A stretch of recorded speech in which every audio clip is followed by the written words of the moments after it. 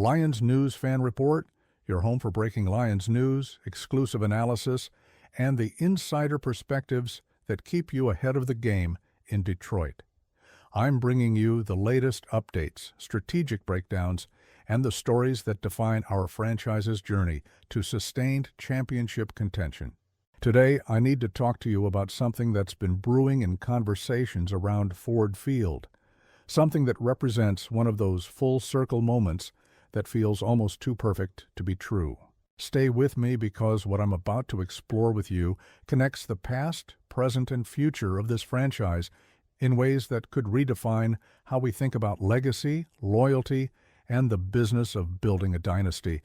There are moments in sports that feel like destiny.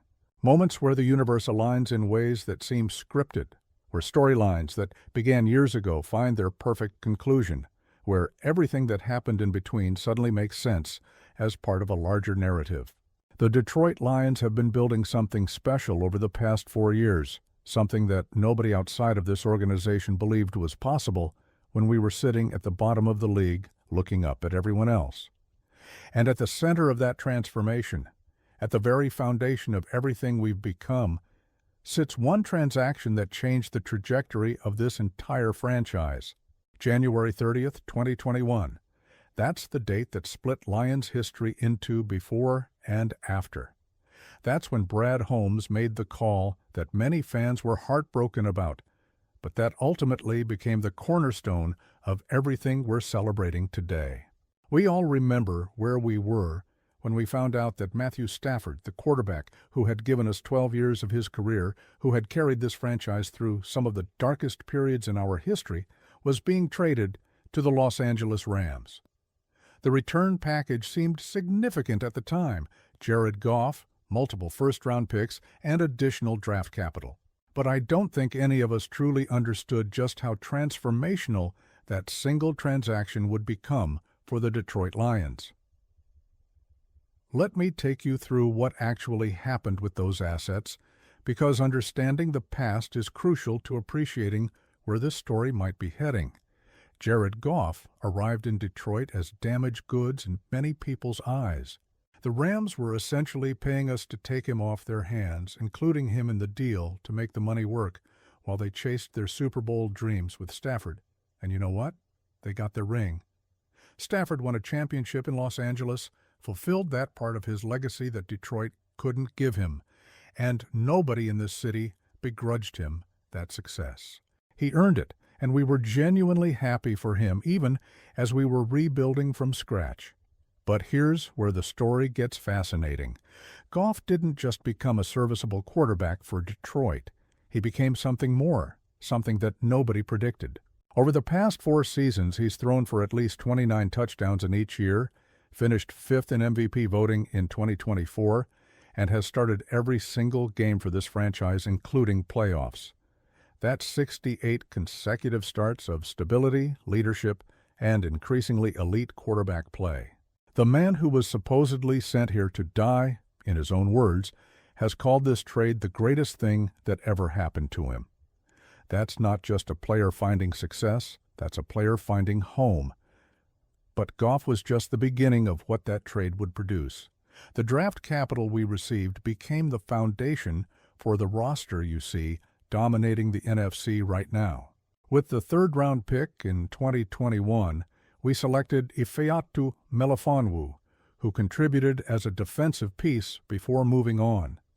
That was the smallest return from the trade, but it was just the opening move in a chess game that Brad Holmes was playing at a completely different level than anyone realized. The 2022 first-round pick from the Rams came in at number 32 overall because they'd just won the Super Bowl. Holmes took that pick and packaged it in a trade with the Minnesota Vikings, moving up 20 spots to select Jameson Williams at number 12 overall. And in that same trade, we acquired Minnesota's 2nd-round pick, which became Josh Paschal. Think about that for a second. We turned one first-round pick into a legitimate WR1 who just signed an $83 million extension and a starting defensive end who's been a key rotation piece when healthy. Then came 2022 when the Rams cratered to 5-12, handing us the number 6 overall pick. Holmes moved that pick to Arizona, along with a third-rounder, and got back picks 12, 34, and 168. With pick 12, he selected Jahmyr Gibbs, a choice that had fans and analysts questioning his judgment at the time. With pick 34, he grabbed Sam Laporta out of Iowa. Both of those players are now cornerstones of an offense that's among the most explosive in the entire NFL. Gibbs is currently tied with Barry Sanders for most touchdowns in NFL history before turning 24 years old. Let me repeat that because it's almost impossible to believe. Jahmyr Gibbs, a player we got indirectly from the Matthew Stafford trade, is matching touchdown production with the greatest running back in franchise history at the same age. He's averaging over 134 total yards per game and has 16 touchdowns this season. Laporta set the NFL record for receptions by a rookie tight end with 89 catches and 10 touchdowns, made the Pro Bowl in his first year, and would be dominating again this season if not for a back injury. So let me summarize what one trade, the Matthew Stafford trade, ultimately produced for the Detroit Lions. A franchise quarterback in Jared Goff, who's playing the best football of his career. A number 1 wide receiver in Jameson Williams, who just got paid. A record-setting tight end in Sam Laporta. A generational running back talent in Jahmyr Gibbs, and rotation pieces like Josh Paschal and Ifeatu Melifonwu. That's not just a successful trade. That's the kind of franchise-altering transaction that gets studied in front offices around the league for the next 20 years. Now, here's where things get really interesting, and here's what I wanted to talk to you about today. Matthew Stafford is 36 years old. He's in the twilight of his career, still playing at a high level for the Rams, but clearly closer to the end than the beginning. His contract situation in Los Angeles is complicated, and there are real questions about how much longer he wants to keep playing. And over the past few weeks, I've been hearing whispers, conversations, speculation about a scenario that would bring this entire story full circle in the most poetic way imaginable.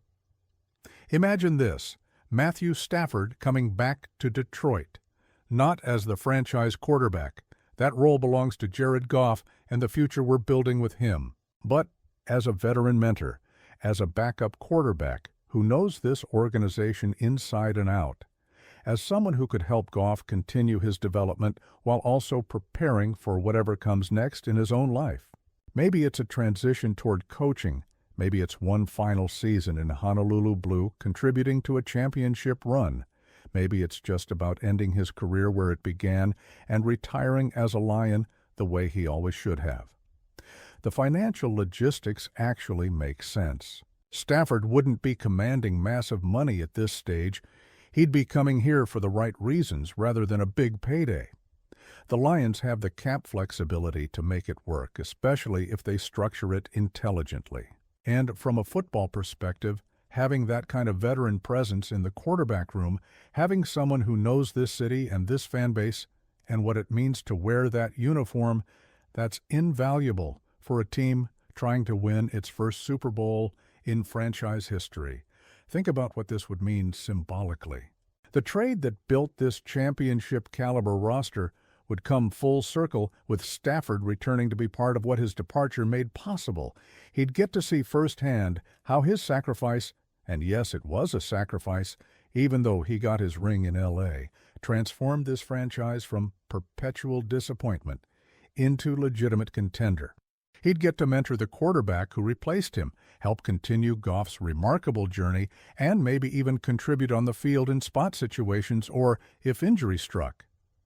I'm not saying this is definitely happening. I'm saying the pieces are aligning in a way that makes it more than just wishful thinking from nostalgic fans. Stafford's situation in Los Angeles is genuinely uncertain. His connection to Detroit has never really faded despite the years and the distance, and the Lions are in a position now where adding a veteran backup with his experience and intelligence would be a luxury that championship teams can afford. The conversations I'm hearing suggest that people inside the organization have at least thought about this possibility, that it's been discussed in hypothetical terms, that the door isn't closed on something that seemed impossible just a year or two ago. For those of us who watched Stafford play through losing seasons, who saw him get battered behind terrible offensive lines, who watched him carry this franchise on his back for over a decade with minimal help, the chance to see him come back and be part of what we've become would be incredibly meaningful. It would be closure for a relationship that ended abruptly, a chance to celebrate properly what he meant to this city, and an opportunity for him to retire as a Lion when his time comes. Now, I want to hear from you, because this is a discussion that deserves input from the entire Lions community. Would you want to see Matthew Stafford return to Detroit as a backup or mentor? Do you think it makes sense from a football perspective, or would it be too complicated emotionally? And if he did come back, what would that moment mean to you, as someone who lived through both the Stafford era and this current renaissance? Drop your thoughts in the comments below, because I genuinely want to know how you feel about this possibility. Before I let you go, make sure you're subscribed to Lions News Fan Report and you've hit that notification bell so you never miss breaking news as we continue following this story and everything else happening with our team. Like this video if you appreciate the in-depth analysis and speculation that treats you like the intelligent fan you are. Share it with your fellow Lions faithful, and keep this conversation going in the comments. We're building the best Lions community on YouTube, and your engagement is what makes it special. Let's go Lions, and I'll see you in the next one.